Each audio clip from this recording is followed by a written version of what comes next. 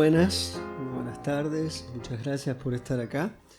Muchas gracias a ustedes tres, cineastas muy diferentes entre sí. En un caso, no sé cómo se pronunciará tu nombre bien, Eneko Sagardai, ¿así? Sagardoy, que es un actor, creo yo, muy conocido, ganador de uno de los premios más importantes, al menos para la industria del cine de España. Además ahora, since he is about to be with Anthony Hopkins. I've just been. Yes. Yes. Con la serie de Emmerich, se sospecho que debe ser parte del mundo del espectáculo un acontecimiento. Pero me parece que más importante debe ser para vos haber filmado. Así que vamos a hablar, no me sale decirlo en el idioma original de euskera, pero La Noche Eterna, que no es el título original, y que dicho sea de paso, tengo que confesarte que vi tu película sin subtítulos, lo cual es una situación muy interesante. Es una experiencia. No, claro.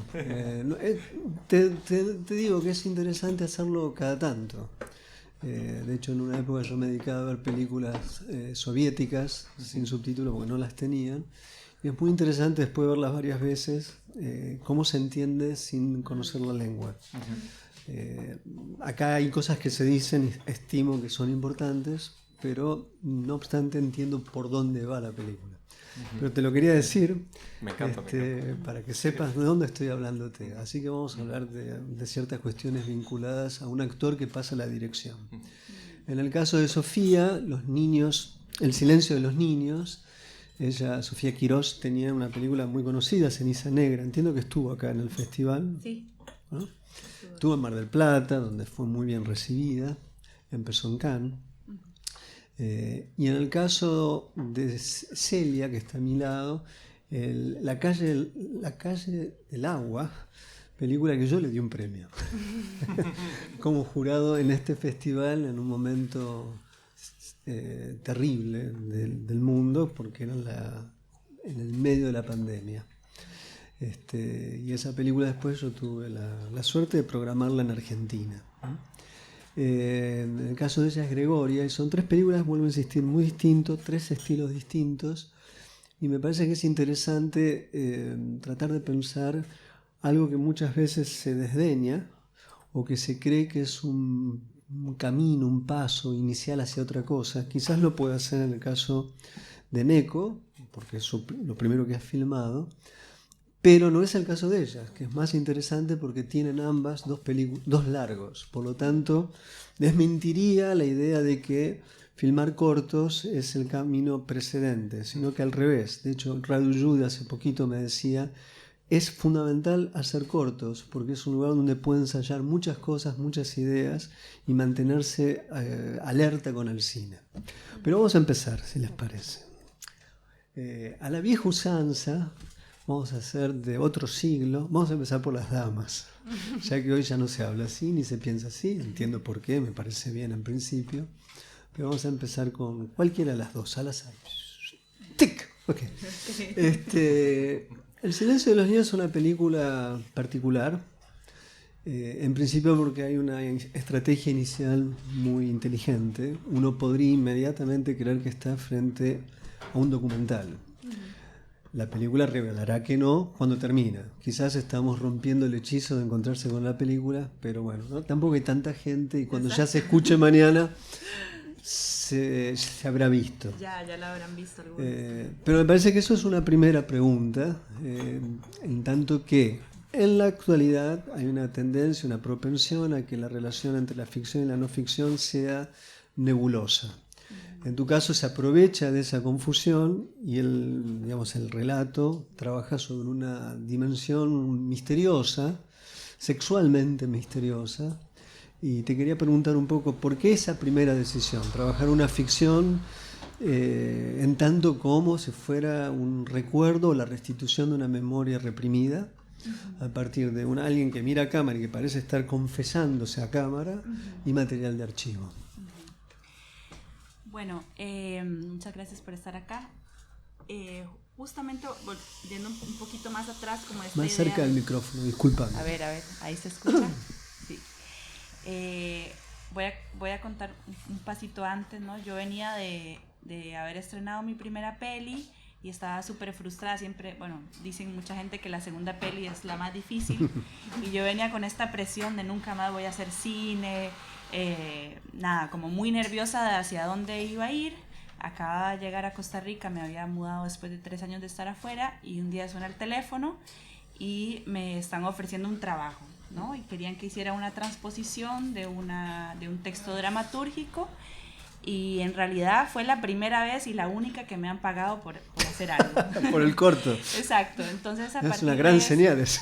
Sí, y además fue muy curioso porque yo acababa de llegar a Costa Rica a vivir el día anterior, o sea, tenía un teléfono nuevo con un chip nuevo y de repente suena y yo no voy a contestar y de repente era un trabajo, ¿no? Y bueno, era muy poca plata, pero era plata, entonces casi fue obligada porque yo me había desencantado un poco del cine y fue como, bueno, por necesitar la plata me puse a hacer el corto y como era tan poca plata, lo que pensé fue, ¿qué puedo hacer que sea fácil y barato? En realidad esa fue como la premisa inicial. Y dije, bueno, a ver, ¿qué material ya tengo grabado que pueda utilizar para reciclar? Y a partir de ahí surgió la idea del material de archivo, ¿no? Entonces, un poco desde esa limitación fue que empecé a armar como toda la estrategia. El corto no se parece nada en el texto dramatúrgico que leí. De hecho, era una sola frase donde mencionaba que el personaje se había enamorado cuando era muy adolescente, bueno, desde niña en realidad. Y agarré esa frase y creé toda esta historia, pero desde esa lógica súper fría que nunca en mi vida había tenido, porque yo suelo trabajar con temas muy personales y desgarradores y escribir y cortarse las venas, y esto fue como, bueno, algo rápido y bueno, fue muy loco porque a partir de como, ¿verdad?, de esa premisa se unieron esos dos conceptos del monólogo en un baño, una sola locación y bueno, el trabajo del material de archivo. Creo que cuando yo lo escribí, que fue la noche anterior a que lo grabé, no estaba muy consciente que quería que se percibiera como un documental. O sea, fue todo un proceso como muy, muy rápido, muy casi como catártico, ¿no? Y después empecé a verlo en montaje y dije, wow, o sea, como llegué a esto sin en realidad tener demasiada conciencia. O sea, no fue algo demasiado pensado, ¿no? Fue algo como más desde la limitación que me llevó a ese lugar. Sin embargo, yo venía de hacer un tipo de cine muy distinto. Mi primer corto era sin diálogos, era un corto bastante lento, atmosférico. Yo me acuerdo que cuando empecé el cine le tenía mucho miedo a la palabra, y algo que sí quise probar en este corto fue el utilizar la palabra constantemente, ¿no? Como salir de un poco de ese miedo, y creo que eso es lo loco, ¿no? Que a través de ese monólogo que tiene un relato muy intimista, genera una conexión que parece ser un documental, desde esa calidez, de esa cotidianidad de la palabra, que era algo que yo no había explorado antes aparte justamente la elección de ese lugar, un baño, con unos azulejos particulares, la distancia de cámara, de inmediato da intimidad. Claro. Y ella habla como si estuviese efectivamente... Es muy interesante la indeterminación que la película le presenta a quien está viendo, ¿no? Sí. El baño, bueno, la locación fue el material de archivos de la familia de mi padre, de la época de los 60, 70, y la casa donde se grabó es la misma casa del material de archivo. Entonces un poco eso fue como, claro, como bueno. A partir del material de archivo dije, bueno, a ver, vuelvo a grabar en la casa y genero como esta conexión. Después vamos a volver sobre la película. Bueno. Ahora me voy a desdecir, voy a saltar al siglo XXI hoy y voy a hablar en eco. Para no ser tan correctos o incorrectos. Está bien. Hay algo, me imagino, que para un actor, digamos, obviamente hay actores que pasan a la dirección y se acostumbran a estar detrás y delante de cámara. Es una acción dificilísima de pensar. Hay actores que lo hacen muy bien, hay otros que no tanto. El problema es cómo pensar los encuadres, cómo pensar el plano. Una cosa es interpretar, otra cosa es el plan. Te quería preguntar, a propósito de esto, tu película tiene dos momentos claros. Un momento estrictamente actoral, dos mujeres dialogan, hay un vínculo afectivo evidente. Y luego la película hace un corte abrupto y es una persecución en auto.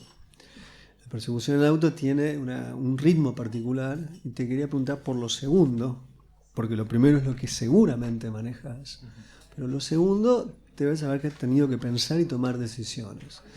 Filmar en autos y persecuciones no es un tema menor en el cine, se ha hecho 1000 veces, pero nunca deja de ser un desafío y implica una idea de ritmo y una idea de un ritmo que tiene a su vez que contar algo, pero justamente mantener un suspenso y una tensión específica. Entonces te quería preguntar cómo empezaste a pensar sobre eso, cómo hiciste las resoluciones que tiene, porque son escenas muy logradas en la película, funcionan estrictamente bien y tiene algunas ideas particulares en torno a la luz de las escenas en el interior del auto. Esa es la primera pregunta. Ex actor, o no actor en este momento, sino director de cine. Bueno, sí. Para mí fue algo natural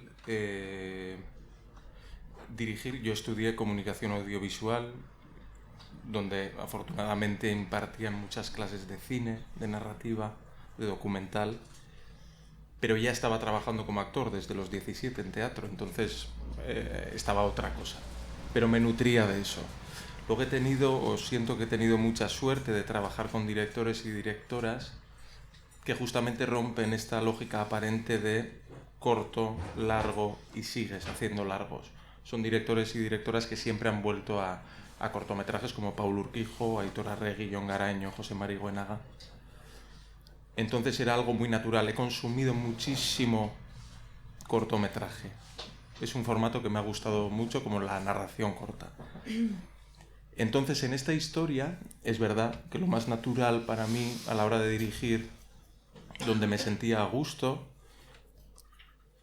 debía de ser esta conversación más estática, con una puesta de escena más naturalista, más vista para mí, y más sentida como actor también. Sentía que lo iba a hacer de una manera más fácil. Sin embargo, sí, la persecución de coches, que no es una escena o un movimiento que a mí personalmente me genere una atracción especial como espectador, sí que era más ajeno. Yo lo que hice fue primero, de estos directores y directoras con los que he trabajado, la mayoría de ellos el storyboard lo hacen ellos mismos. Entonces yo empecé a dibujar de una manera absurda y ridícula y luego a seleccionar fotogramas que se parecían a los dibujos y generar una cadena de imágenes. No lo había hecho nunca, entonces era bueno, a ver si así tiene algún sentido. Y lo próximo que hice fue enseñárselo a un director de producción, porque lo primero que tenía que ver era con una persecución si podíamos pagarnos el rodaje. Me dijo que tenía todo el sentido narrativamente, y otro amigo director me dijo, sí, esto puede funcionar. Lo curioso es que me obsesioné tanto con esta parte del rodaje, que a la hora de rodar fue mucho más fácil, me sentí mucho más seguro que con la parte más actoral y estática, con la que justamente es el montaje donde he tenido más problemas y más dudas, porque lo otro lo tenía tan repasado, tan cubierto, que me sentí bastante tranquilo. En la persecución fue clave para mí el diseño de sonido y el espacio sonoro que hicimos con Santi Salvador, que tenía que generar esa tensión de sonido directo de los coches, pero tenía que prevalecer para mí el viaje y la persecución y el conflicto real entre la madre y la hija. Y cómo traducir eso a los motores, a las velocidades, a los cambios de ritmo, a cómo venirnos al sonido más diegético o al extradiegético para compensar la tensión, ¿no? Fue muy divertido hacer eso, pero para eso tuvimos que tener una biblioteca enorme de sonidos directos para luego poder montarlo, ¿no? Y es curioso, porque no sé si es mi primera entrevista así como director o como una persona que ha hecho un cortometraje, pero era curioso porque luego en montaje había una cosa de los sonidos y de las imágenes que decía, yo esto no lo he dirigido. Yo jamás me hubiera visto dirigiendo o escribiendo incluso una historia con una persecución de coches, este no soy yo. Luego el montaje decía, yo esto no lo hubiera hecho nunca. Perdón, pero parece... Esa parte era como de un director heterosexual testosterónico. Yo decía, yo no tengo más bien poco de esto. Pero había algo de esa estética, de ese ritmo, que me salía de una manera natural probar. Y sí es verdad que el corto tiene esas dos cosas muy, muy distintas, ¿no? De ese momento íntimo, pausado, donde parece que el sonido desaparece, el sonido ambiente, y luego esa explosión. Y fue muy divertido para mí dirigirlo y luego crear la película en montaje, que eso ha sido otra historia de Mayalen Sarasua, la montadora, que ha estado aquí también con otra película, que ha sido junto a mí la que ha hecho la película, básicamente. Después me gustaría volver sobre eso. Vamos con Celia. Celia hizo una película que se llama Gregoria. Es un poco distinta, no sé si han visto, y si no la vieron, merece ser vista. Me refiero a La calle del agua. La calle del agua empezaba con una mujer, con dos mujeres, con una familia. Luego estaba un pueblo, luego estaba la historia de España, luego estaban los cadáveres de España, de alguna forma. Y algo que parecía una calle terminaba siendo una ruta de la historia y del espacio y del tiempo. O sea, que era una película si se quiere, de una gran ambición, pero una película que estaba a la altura de esa ambición. Esta es una película mucho más circunspecta. Se trata de un retrato de una mujer que ella define a alguien que vive como se le dé la gana. No sé si eso es lo mismo que yo entiendo en Argentina o en Chile, porque pienso en un cineasta notable del cine latinoamericano que es Ignacio Agüero, que ha hecho de como se me dé la gana una poética, una política de la poética del cine que él hace. Pero claramente hay decisiones muy distintas de la anterior. La otra parecía una película mucho más, si se quiere, perfecta, con planos muy estudiados, con modos del registro, planos fijos. Cuando no eran fijos tenían un movimiento particular. Esta es como una película como voy a filmar, como si hubieras adoptado una mímesis con el personaje. Ella vive así, yo la tengo que filmar así. Esa es una intuición que yo tengo, que me parece que es parte de lo... Pero quisiera saber, en principio, cómo hay decisiones extrañas en la película. Vos la seguís a esa mujer, una mujer muy grande, y hacia el final hay algo raro que pasa, ¿no? Parece una conversación telefónica. Quería que nos cuentes un poco la relación entre ese registro y posteriormente ese añadido. ¿Por qué ese añadido? Vale. La película la grabé sin ninguna pretensión de hacer una película. Era más bien un juego y un ejercicio que pactamos, ¿no? Gregoria y yo nos conocimos y fue bastante natural sacar la cámara. A ella le pareció bien y en ningún momento había como un guión o nada claro. Entonces yo no utilizaba ese material en ningún momento pensando que fuera a ser una película, sino siempre apuntes para una futura película. Lo grabé en el 2019 y luego, bueno, pues por la... Tenía ahí 90 años. 92 creo tenía ella. Y por la vida, por el COVID, dejé de verla y tenía ese material, me olvidé de él.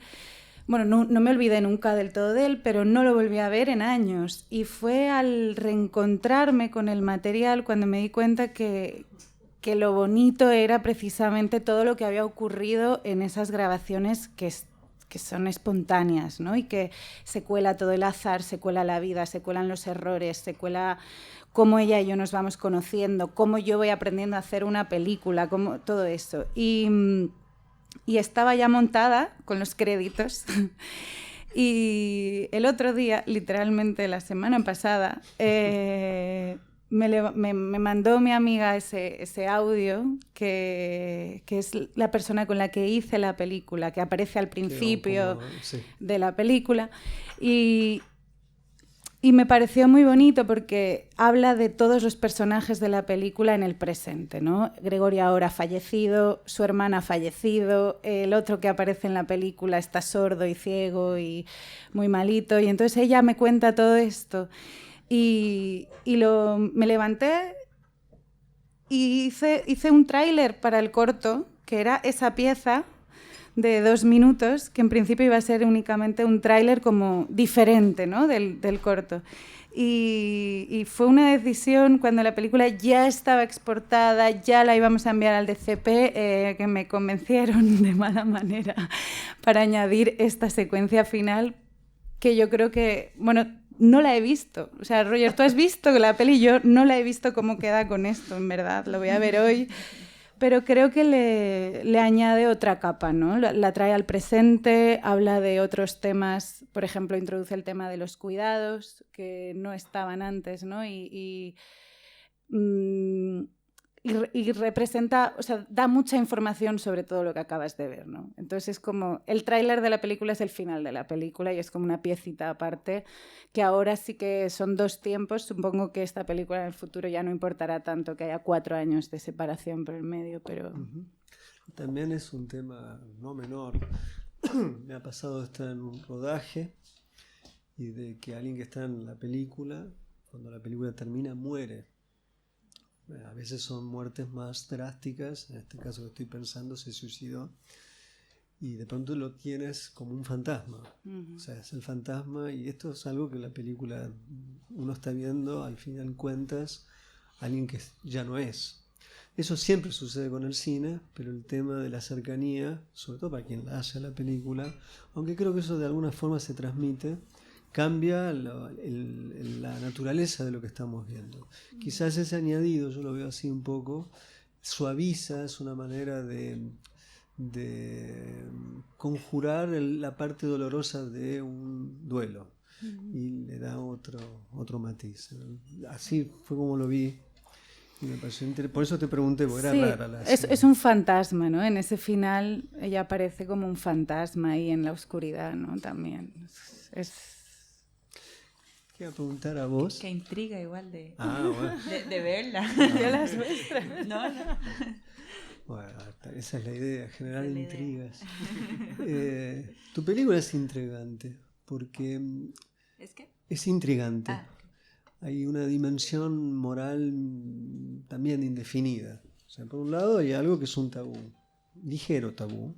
Es frecuente que primos se gusten y accedan a los placeres carnales. Pero también hay otras capas que la película insinúa, no delinea del todo. Se habla de una película porno, de tetas y culos. Te quería preguntar de dónde proviene este universo, por qué esa indagación sobre formas de la vida erótica, donde se está en los límites de, entre comillas, lo permitido y de las interdicciones de la sexualidad, ¿no? De las prohibiciones. Entonces te quería preguntar un poco por qué ese interés particular, que además estaría asociado a la idea del silencio de los niños. Sí. Creo que hay como 2 aristas del por qué trabajé ese tema. La primera es por una experiencia propia, digamos como mi primer acercamiento a la sexualidad desde un lugar no deseado fue a través de un primo, que estábamos haciendo un juego y hubo como una especie de ahí de manos que entraron, salieron, y yo recuerdo como que fue como una situación no traumática del todo, pero era como que yo era muy chiquita y no terminaba de entender qué estaba pasando, y se lo comenté a mi madre, y de eso nunca más se habló en la familia, ¿no? Fue como, incluso mi madre siendo una persona que era muy abierta, ¿no? Y con la que conversábamos mucho, fue una cosa como tabú, ¿no? Entonces es como que mi primera experiencia del tacto, del placer en ese momento no buscado, fue desde ese lugar del tabú, ¿no? Entonces, de repente yo como que crecí sabiendo que había muchas otras experiencias de relaciones, digamos, de placer entre primos, hasta que un día una amiga me contó que también había tenido una relación de enamoramiento con un primo, ¿no? Y fue como, me pareció también como una manera como interesante de abordar el tabú, no solo desde lo sexual, sino desde lo afectivo también. Particularmente creo que además hay otro aspecto que tiene que ver con casi como una postura o una percepción, mejor dicho, que tengo yo sobre la cultura centroamericana. Yo tengo 2 nacionalidades, soy argentina y costarricense, y he estado como mitad y mitad de mi vida, y siempre he creído que la forma en cómo se cría o se acompaña la crianza en Costa Rica o en Centroamérica es opuesta a como es en Argentina, ¿no? En Costa Rica a los niños se les trata siempre desde que nacen como pobrecitos, se les super cuida y como una cuestión de la postura de la víctima, del niño que hay que sobreproteger. Y en Argentina, bueno, se les va la mano, ¿no? Es como el príncipe impostor, más bien es como que los niños tienen identidad, se les escucha, se les invita a participar. Y esto me parece que cruzado con lo sexual es como muy interesante, ¿no? Porque hay una frase del corto que dice, la protagonista dice, mi mamá cree que los niños no sienten placer. Y para mí esa frase viene desde la cuna, ¿no? Desde que el bebé nace y no se le identifica como un ser pensante con su propia autonomía. Y ese problema que es tan fuerte se arrastra, por supuesto, que en la sexualidad, ¿no? El entender que la infancia no puede sentir, que no puede... de lo que no se habla, ¿no? El placer no se puede hablar en la infancia. Entonces creo que por supuesto es un tema que es universal, pero que en Centroamérica es particularmente más tabú y más... Sí, ese es el centro de la película, ¿no? Sí. Sin duda alguna. Y es muy impresionante el momento en que ella dice eso. Sí.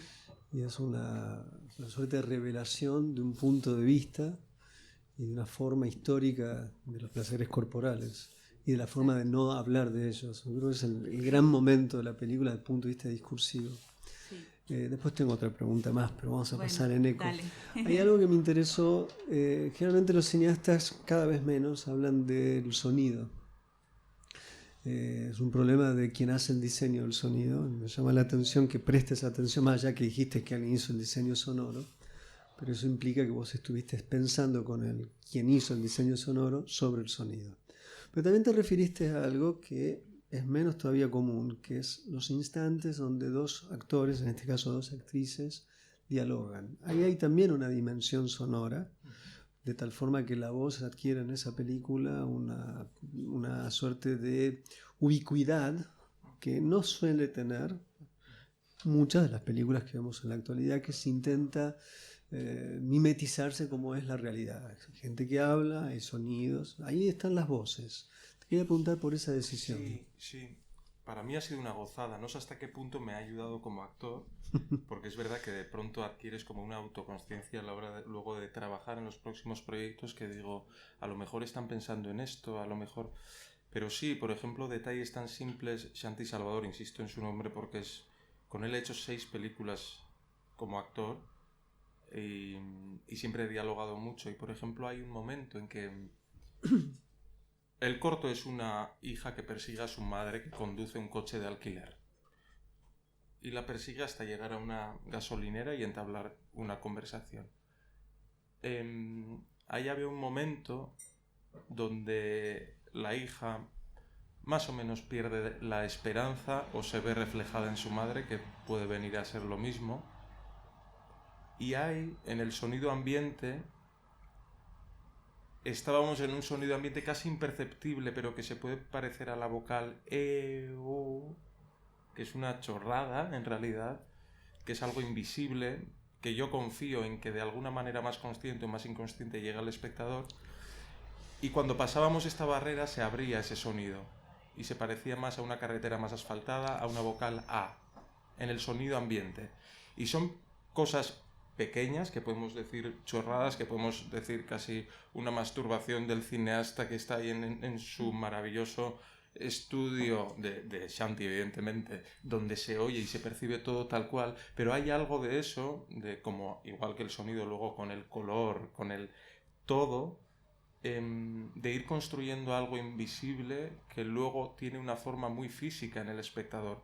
Y con el sonido para mí fue muy importante porque justamente el cortometraje habla de la incomunicación y de los deseos frenados de ambas mujeres, ¿no? En épocas distintas o iguales cuando acabéis el corto.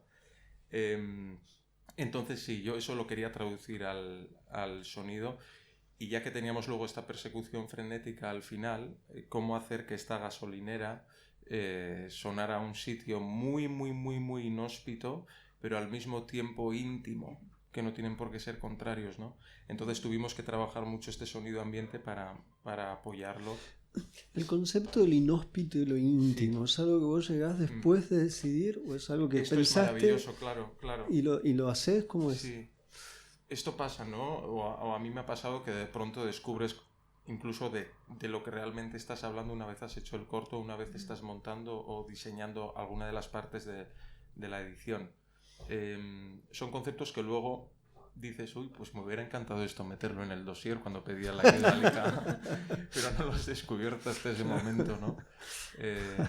Y vienen muy bien, pero pues eso es el famoso de que la historia habla, ¿no? Y la película habla, claro. Y de alguna manera tú a lo mejor has sembrado eso o no, y construyéndolo, pero eso significa cuando decimos la película está viva todavía en la sala de montaje, es que, pues sí, es verdad, y si estás queriendo pegarte al guión y a las acotaciones del sonido, pues habrá probablemente algo que pierdas en el camino. Bueno, ese es el drama de la dictadura del guión, es la fidelidad al mismo y no aprovechar los elementos azarosos o los descubrimientos de reescritura en el montaje, ¿no? Que es un poco lo que vos estás diciendo.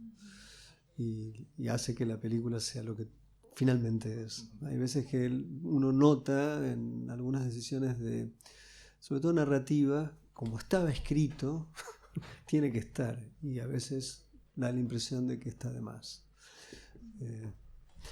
Celia, hay algo que me llama la atención en la película, que son distintas decisiones de registro. Hay momentos que es un traveling en mano, acompañas al personaje que camina bastante rápido, por cierto, a pesar de la edad. Hay momentos que te acercas, hay momentos que te alejas, pero de pronto hay una escena que es particularmente distinta al resto de toda la película. Es el instante en el que ella deja de vender, deja de recoger alimentos que vende, deja de ir a lugares a pedir cosas, que no está muy claro en qué sentido pide y lleva, sino que hay tres personas, dos mujeres, ella y una mujer y un hombre muy viejito, los tres muy viejitos, que se ponen a hablar. Ahí la cámara es un plano fijo y vuelve un poco así allí al registro del anterior. O sea, ahí uno reconoce, así filmaba antes. En realidad, o después, no importa. No, tampoco te estoy diciendo, tenés que filmar así. Pero hay un cambio, digamos, un cambio cualitativo. Yo quería preguntarte, ¿por qué ese registro tan distinto respecto del resto de la película? Claro, esto, bueno, tiene que ver con lo que hablaba Eneco y con lo que estábamos hablando de montaje, en verdad. No fue una decisión que te pueda decir fue meditada en el momento de grabar, sino que tiene que ver más con... O sea, la idea era hacer la película así. Por eso está también el plano largo central de la peli de la venta, que también es un plano fijo, ¿no? Hay como dos únicos planos fijos en toda la película. Y claro, la venta que es largo. La venta que es muy largo. Pero es raro porque es un plano una suerte de contrasubjetiva, ¿no? ¿A quién le vende? Sí. Y esta era más la idea inicial de la película, ¿no? Pero al final, entonces todos esos planos de cámara en mano, que yo corro, que me acerco, que tal, para mí no valían nada, porque estaban mal grabados, porque yo abro el diafragma, no corto, porque en ese momento no cortaba, no había sonido, o sea, el sonido es el de cámara, o sea, esto era todo como un desastre. Entonces, en ningún momento Si hubiera montado la película en el año 2019, no hubiera metido nada de todo eso. Ha sido todo una decisión de montaje, yo creo que de la perspectiva que da el tiempo, ¿no? De volver al material, en cierta manera, sin prejuicios, ya me da igual, pues grabé así, grabé mal. De hecho, creo que hay un momento, y yo me caigo fatal a mí misma al principio, cuando le digo, tú haz como que yo no existo. O sea, ese momento es horrible. O sea, creo que lanza también una idea en la peli sobre qué significa grabar a alguien, ¿no? Porque yo me acerco a ella con mucho respeto, creo, y con mucho cariño, pero a la vez... ¿Qué significa cuando estamos retratando a alguien, cuando está del otro lado, ¿no?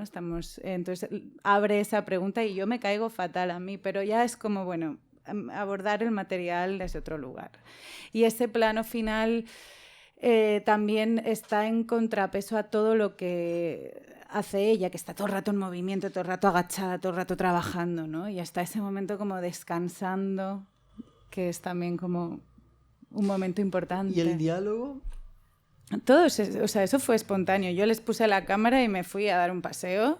Eso te quería preguntar. Claro. ¿No estás vos ahí? No estoy ahí. No, porque vos sabés que es todo un tema. O sea, claro. Incluso en el cine español es una tendencia a jugar. En algunas películas se nota el dispositivo, porque si los personajes están a 1500 kilómetros de distancia y están teniendo una charla como si fueran, no sé, Aristóteles hablando con... Digo Aristóteles porque es filósofo peripatético, que habla caminando y piensa. Entonces, como van caminando y piensan, digo, wow, cómo hablan y piensan mientras que caminan, pero obviamente es un diálogo guionado, trabajado. Es un gran problema ese, en un sentido, si se quiere pensar en la antología del cine. Pero te quería preguntar eso, porque uno digo, ¿estará ella enfrente? ¿Le dijo hablen de esto? No. ¿Dejaste la cámara y ellos hablan? Yo dejé la cámara y me fui. Y ocurre todo eso, porque entra uno, sale el otro. O sea, hay como todo. Es buenísimo. Y ocurre toda esa conversación. Son 3 hermanos, tranquilamente por la tarde hablando en su casa y tienen la cámara ahí. Y dicen a cámara, ¿qué estará haciendo? Y tal. Claro, es genial porque la cámara ahí es literalmente un instrumento mecánico. Sí. Es como el cameraman de Buster Keaton que filma el mono. Acá no hay mono, está filmando, pero se queda con algo. Y ese es el misterio del cine en última instancia. Y no había mucho más material grabado, ¿eh? O sea, realmente... Ahora hay una decisión final, que es, hay un plano final sobre el plano final, que es un plano a distancia. Eso te quería preguntar. Pues fue, claro, yo no recuerdo cómo fue ese día la grabación ya, pero grabé primero un plano general o al revés, o les grabé de cerca y luego el plano general. Fue en el mismo momento, o sea, yo no estaba lejos, yo estaba como, enfrente hay un prado con vacas y yo estaba ahí enfrente. Y les dejé la cámara, bueno, yo os dejo esto aquí y tal. Y ya te digo, era un juego, es que fue un juego para mí y yo creo que para Gregoria también. Porque no había gran pretensión de estar aquí ahora hablando de esto. Imagínate, ¿qué hubiera dicho Gregoria, no? De verse. No lo vamos a saber. Bueno, la hermana no quiere que salga, que esto es un problema. Ah, mira. Sí. Una de las hermanas que sigue viva, que no sale en la peli, no quiere. Me dice que está muerta y que la deje en paz. Pero... yo creo que merecéis conocer a Gregoria y para mí es un honor poder presentarla y que la gente pueda disfrutar un ratito de ella. Una vida que pasó. Sí, ella quiso, sobre todo. Bueno, eso tiene el cine, singularizarnos absolutamente, entre comillas, no indispensables, que en realidad son los más interesantes. Quería preguntarte algo más a vos, muy breve. ¿Es todo el material de archivo es tuyo? Es el material de la familia de mi padre. De tu padre, pero es tuyo, digamos, de la familia. Sí, es de la familia. Y de hecho lo que hice, digamos, para armar el guioncito, que se lo entregué a la actriz media hora antes de grabar, lo escribí la noche anterior y se lo entregué media hora antes, fue estudiar el material y ver qué había. Entonces vi que había mucho material de playa, había un viaje a la China. Eso es de loco. Entonces, digamos, como que realmente Igual ella dice Japón. Bueno, sí, pero es de China. Eso es por haberlo hecho la noche anterior. Pero sí, fue como que básicamente me inspiré en el material de archivo y a partir de ahí fue que fui creando el guión. que en general a mí no me gusta darle a los actores, suelo trabajar mucho con actores naturales. En este caso esta chica Raquel ya había actuado en una película antes, pero lo que hice con ella fue juntarme a tomar un café y a hablar cómo era su relación con sus primos, cómo fue sus primeras experiencias sexuales, cómo conocerla básicamente. Ahí no había escrito el guión, luego me fui a escribir el guión, se lo entregué un ratito antes y en realidad le di como completa libertad de que ella se fuera apropiando de las palabras. Pero sí, digamos, fue construido a partir de eso, del material de archivo que fui estudiando. Y por último, Eneko, me preguntaba ¿cómo pensaste la dirección de tus actores? Porque eso implica un saber, pero a la vez hay un cambio de posición para vos como cineasta. ¿Y qué crees que no sabías por haber hecho esto de tu oficio que de pronto podrías saber, o quizás aprendiste, o nada, quizás no aprendiste absolutamente nada y es todo lo mismo? Lo primero, trabajar con amigas, que era la que hace de hija, Miren, es mi hermana, y la que hace de su madre, Elena Irureta. He trabajado durante mucho tiempo con ella. Yo creo que lo que he aprendido... Bueno, para empezar, que los movimientos que tú planeas y que escribes en guión y que incluso con el director de foto, con Artur Paul Camprubí, que ha sido pieza fundamentalísima en rodar La noche, sin que se viera la luz pensada, y darle ese halo fantasmagórico. Incluso con él, pensando la coreografía, en qué palabra, porque yo como actor soy muy metódico, en qué palabra me levanto, cuál fracturo, en cuál hago la pausa, no, esto me llevaría a... Por lo tanto, me veías a mí en la gasolinera, yo solo, con el texto, a 2 grados, haciendo las dos, tal. No, aquí se sentaría. No, aquí la respiración y pasa el coche, entonces, porque así nos lleva a la... Pese a hacer todo esto, no somos tan listos. Y no podemos recrear con tanta facilidad el futuro ni la verdad. Entonces, diría que esos movimientos orgánicos o esa coreografía de las 2 actrices tan pensada puede no funcionar. Y hay que confiar mucho en las actrices, y a lo mejor lo que me faltó o lo que quiero tener para lo próximo que haga, si es que hago algo más, sería... Confié en ellas mucho en cuanto a lo emocional, pero no en cuanto a lo físico. Porque tenía también por tiempos, por presupuesto, por iluminación, por carretera cortada, un tiempo muy limitado, que son las cosas feas. Entonces, quería ser muy económico y a lo mejor ahí perdí algo. Entonces, no sé qué es lo que he aprendido, pero sí siento que perdí algo que luego tuvimos que de alguna manera recrear o generar en montaje, ¿no? O hay vacíos, que veo que hay vacíos y ya está, y no pasa nada, y la peli es eso también, y ya está. Pero eso sería un poco para la próxima. Tengo la impresión de que vas a seguir filmando. Me encantaría. Sí. No, está clarísimo. Miro a uno de los productores, Ander. Vos seguís haciendo cosas con Anthony Hopkins y tarde o temprano, he will pay. Sí. Ok. Te quería decir algo a vos respecto del sonido, que entiendo que como era un sonido de cámara, pero podrías haberlo alterado, y no lo hiciste, que hay 2 momentos que el sonido está como chupado, está como si estuviéramos no en la cámara, en una cámara. Son 2 momentos. Y son muy particulares los 2 momentos, quizás es mero azar, pero más allá del mero azar, posteriormente, ya con el montaje, eso se puede alterar, y no lo hiciste. ¿Por qué o qué es eso? Bueno, no, eso sí es montaje. O sea, esa fue una decisión a posteriori. Al principio, en la primera versión, no estaban y me faltaba algo, ¿no? Me faltaba algo como de mi parte así un poco más experimental, que en La calle del agua pude explayarme, que me gusta. Y entonces surgió como arranque de la película y yo pensaba, para mí el sonido era como... Cuando te tapas los oídos, ¿no? Y era como, bueno, yo también estando con Gregoria en cierta manera, a veces la ignoraba incluso a ella. O sea, yo estaba aislándome para yo a ver qué estaba haciendo, ¿no? Me estaba mirando, no sabía, me inclino sobre ella, ¿no? Y entonces fue un poco intentar recrear eso, ¿no? Esa parte de la que también creo que habla la película, que es el hecho de hacer una película, de cómo estoy aprendiendo. Claro, eso es algo que la película constantemente demuestra y se muestra con sus... Porque vos podrías perfectamente arreglar todo lo que estaba mal, entre comillas, no hacerte quedar a vos como si parecieras como una...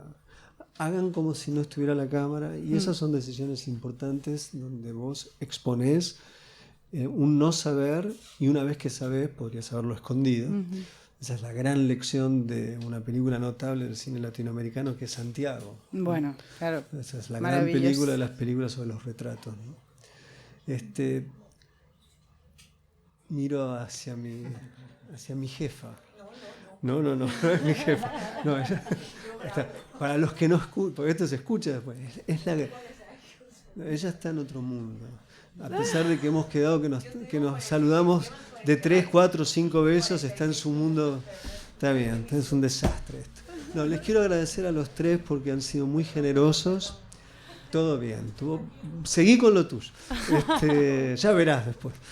Les quiero agradecer porque han sido muy generosos los 3, y son 3 películas muy diferentes, pero las 3 permiten pensar cosas del cine, y mi idea era que se pudiese pensar cosas del cine con elementos tan microscópicos como lo son las películas, los llamados cortometrajes, que es cine también.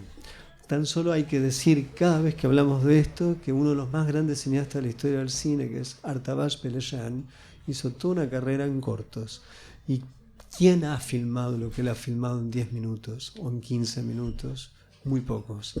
Así que les agradezco por esos minutos de cine que han hecho en sus 3 películas, y muchísimas gracias. Muchas gracias.